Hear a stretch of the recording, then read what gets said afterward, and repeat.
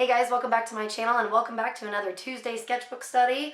Today is going to be all about Expressionism.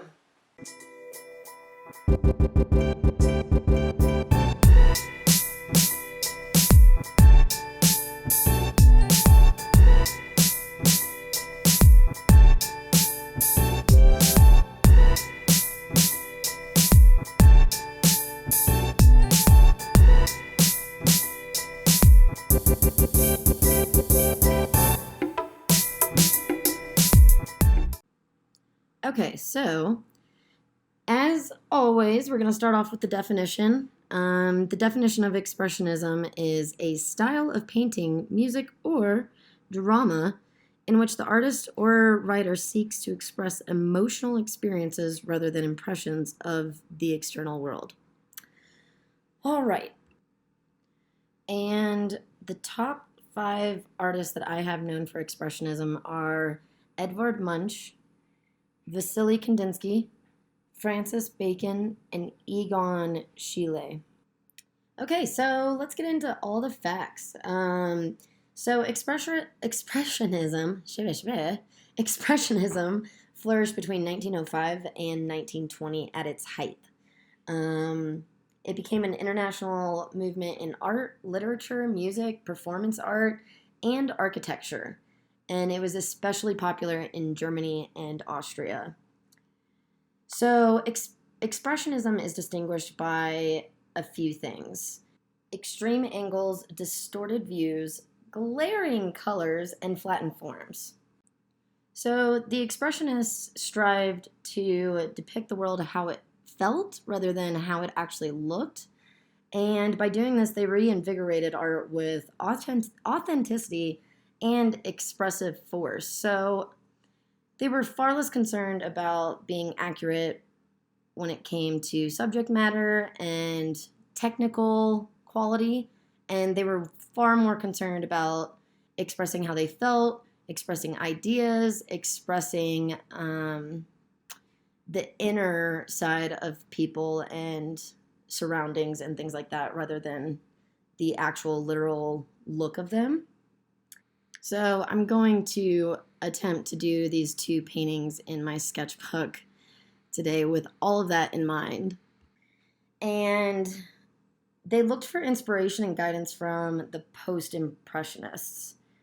They were really inspired by the post-impressionists' bold colors and introspective paintings.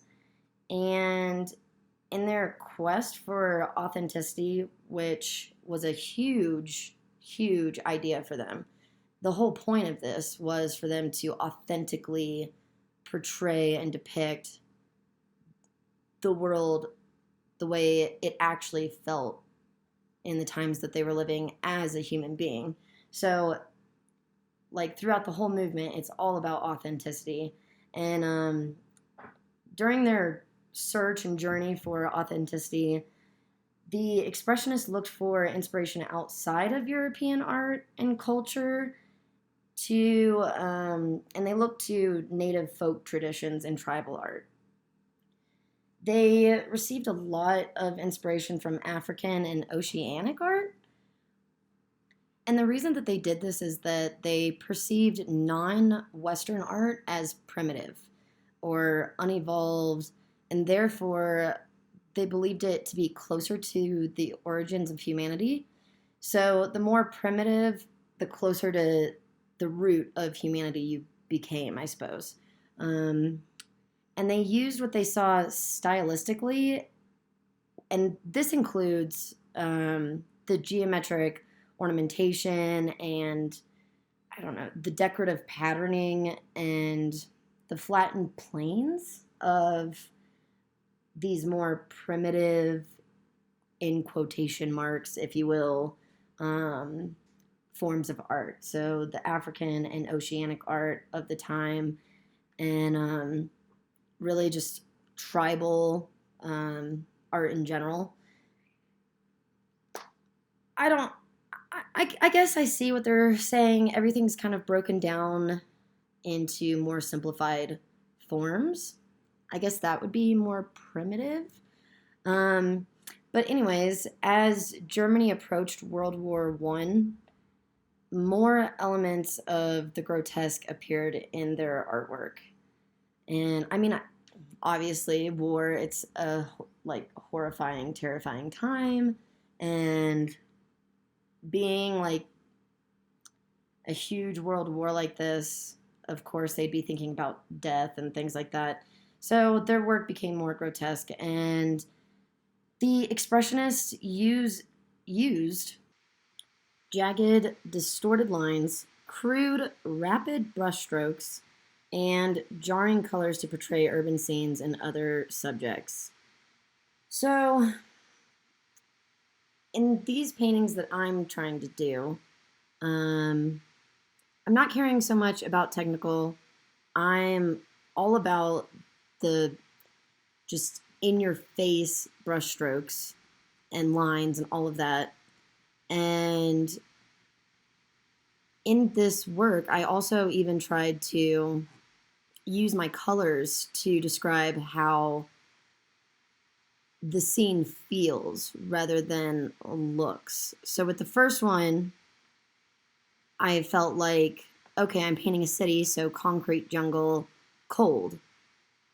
I love cities. I love the hustle and bustle, but living in the middle of nowhere, surrounded by amazing natural landscapes, I see cities as cold. Um, Cold in the fact that concrete, temperature-wise, just looks like it would be cold. And then also on top of that, I feel like, and you can argue me on this, I don't want to insult anybody, but I feel like even with how many people live in cities, it's so hard to connect with people. You know, everybody's about their day, about their lives, busy, busy, busy, hustle, bustle, you know, and so that also in turn makes it cold. And I painted all the people, you know, in bright, flashy colors, you know, zooming around town. And with this one, I, well, I'll finish explaining this one once I'm actually done painting it to you. But anyways, whatever. I'll get to that in a minute. But I do want to say that the compositions of the Expressionists, they're agitated and are notably um, like they're notable for their instability and emotionally charged atmosphere. So when you see them, you feel very, in many cases, uncomfortable, just because you get this charge, this vibe from them, and many of the artworks express frustration and anxiety and disgust and discontent and violence and just frantic energy. And I mean, let's be honest, that's the human way. We are constantly full of, just like I was saying, go, go, go, busy energy, and life is frustrating. Life can be complicated and brings you challenges, which bring anxiety, which, you know, again, the war that they were going into, that's violence. And I completely see why they wanted to show how they were feeling through these paintings. With the painting I'm doing now, I said I would go back and discuss it in a second, like once I got closer, and I'm getting closer to being done with it. I decided to paint the skin that cold tone with that little bit of crazy, anxious, like on edge, anxious look on her face, because you know, sometimes you feel down in the dumps and sometimes you feel frustrated. And I wanted to bring in this frustrated, anxious, anxiety feeling and emotion, and her being a cool color, in my opinion, makes you feel a little doom and gloom. But people love to try to wear a mask, cover up that they're like cover up their imperfections and their flaws and their emotions. Why do people want to cover up their emotions so much? I mean, I do it, you know, my friends do it, a bunch of people, and we try not to, but we also don't try that hard. We like to have this feeling of, oh, everything's okay. And so the bright, warm red hair, in my opinion, was like the mask. The whatever. I'm all sunshine, butterflies, and rainbows. And inside I might feel a little cold. But on the outside, you wouldn't know because I've got this, you know, spicy red hair. Boom. Everything's all good. This one was kind of hard because I really didn't have like a model. I just had to free flow it. I should have probably done a reference photo, but I like the way both of these turned out. It was kind of nice to just cut loose and not care so much about, you know, technique and, oh my gosh, I have to have the perfect model. But anyways, this is how it turned out. I love them. Thanks everyone for watching. I hope you enjoyed this video. If you did, please give it a thumbs up and subscribe if you haven't already. Also, drop a comment down below if you have any questions or, you know, just have something to say. Then drop a comment down below. Don't forget to check out my social media. It's all Artwork by Peyton. And check out my website where you can find all of my pieces for sale.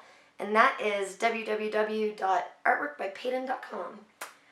I hope you guys have a fantastic week, and I will see you on Friday. Bye, guys.